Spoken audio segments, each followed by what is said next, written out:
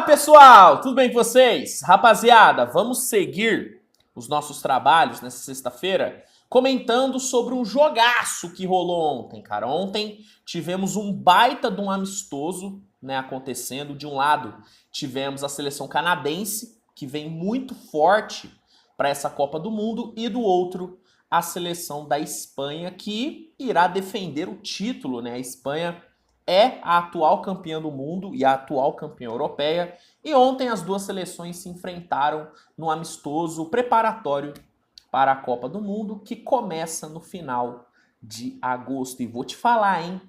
Que jogo fantástico. O Canadá venceu por 85-80, mas foi um jogo extremamente pegado, tanto que o jogo foi decidido na prorrogação. Tivemos prorrogação no amistoso. Foi um baita de um jogo, vou comentar sobre a partida aqui, mas antes só vou pedir para você deixar o like, né, que ajuda muito, e também irei pedir para que você se inscreva neste canal maravilhoso. Eu irei fazer uma cobertura completa da Copa do Mundo FIBA, então se inscreve aí para não perder nada, fechou? Vamos lá, no primeiro quarto, meus amigos, vimos uma seleção canadense muito à vontade em quadra, mas muito à vontade mesmo, né? O Canadá pontuou de todas as formas possíveis no primeiro quarto, pontuou na linha de três, né? Encontrando boas bolas com o Shai, com o RJ Barrett, pontuou na transição, né? Muito por conta do ótimo trabalho defensivo. A defesa canadense gerou muitos contra-ataques, então a transição ofensiva do Canadá foi bem demais no primeiro quarto. O Canadá também conseguiu explorar bem, né, o mano a mano com o Shai e com o RJ Barrett. Esses dois criaram muito bem no X1.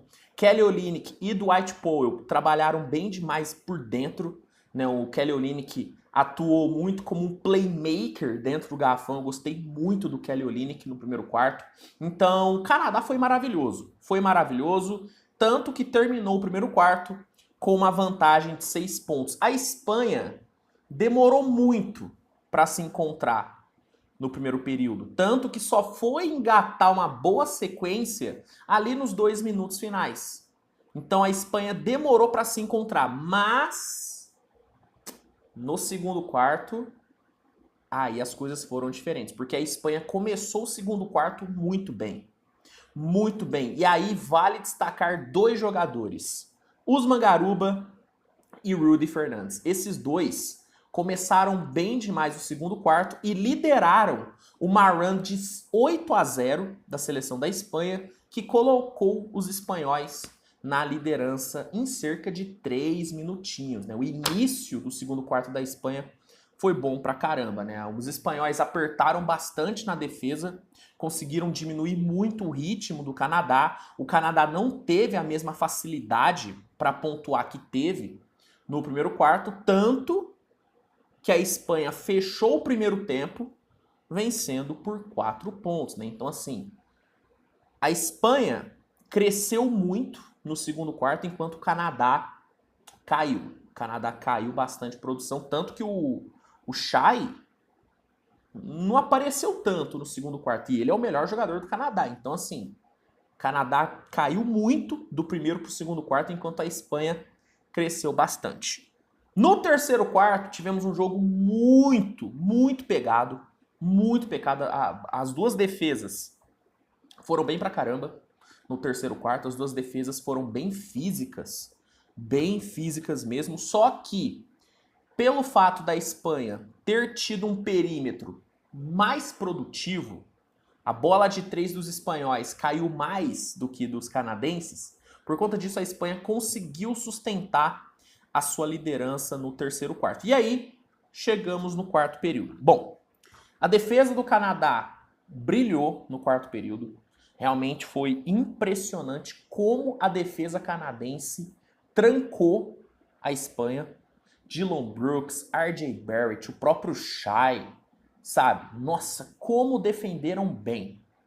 Como defenderam bem os canadenses. A Espanha até conseguiu ali sustentar a liderança durante um tempo, só que nos 2 minutos finais o Canadá apertou ainda mais na defesa e depois de uma roubada de bola fantástica do Shai, o Canadá conseguiu empatar o jogo e forçou o overtime. O Shai até teve a oportunidade de matar a partida, né? Ele teve a última bola do jogo, só que ele acabou errando o arremesso, né? Ele foi ali bem marcado, ele até conseguiu girar para tentar uma espécie de fadeaway na linha de 3, só que a bola não caiu e o jogo foi para a prorrogação. E na prorrogação, domínio completo do Canadá, né? A Espanha sentiu muito a prorrogação, a Espanha começou muito mal, cometendo erros, não cuidando bem da bola, e o Canadá foi se aproveitando. O RJ Barrett pontuou muito bem no overtime, na prorrogação, e rapidamente o Canadá abriu 7 pontos, a Espanha até chegou a cortar para 2, só que o RJ Barrett com 4 pontos seguidos matou a partida e deu a vitória para o Canadá, né? O Canadá vence a Espanha, foi o grande amistoso, né, que o Canadá fez nessa preparação, e a Espanha perde mais um amistoso grande, né? A Espanha perdeu para os Estados Unidos e perdeu para o Canadá. E deu para enxergar algumas semelhanças nas duas derrotas.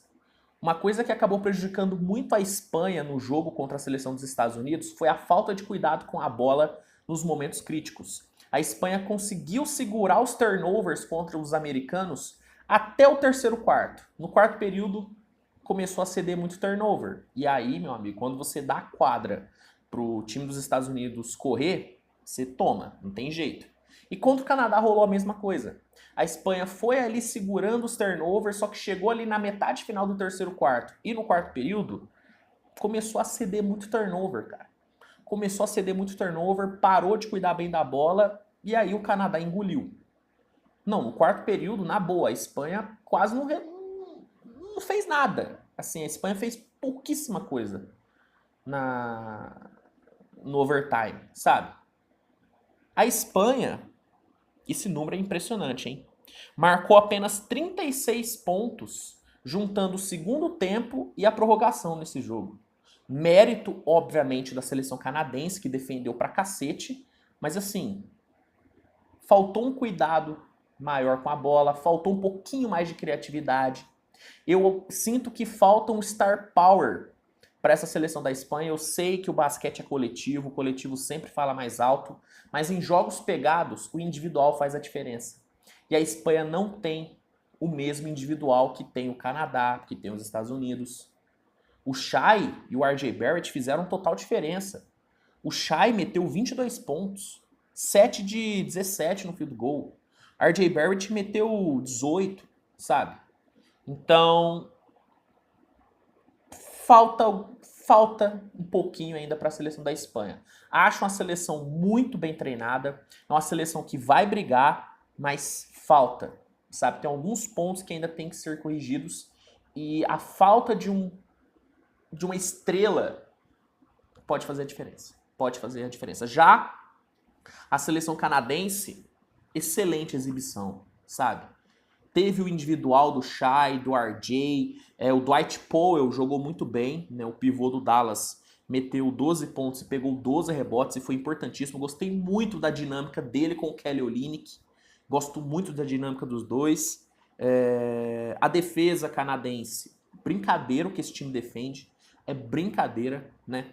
Pô, ceder apenas 36 pontos para a Espanha no segundo tempo e numa prorrogação inteira é difícil, cara. É difícil você fazer isso. É difícil você fazer isso. Gostei de tudo que eu vi do Canadá. O Canadá teve alguns pontos baixos, né? Ali no segundo quarto. O segundo quarto do Canadá foi muito ruim, né? Foi bem ruim. Mas, no geral, grande performance.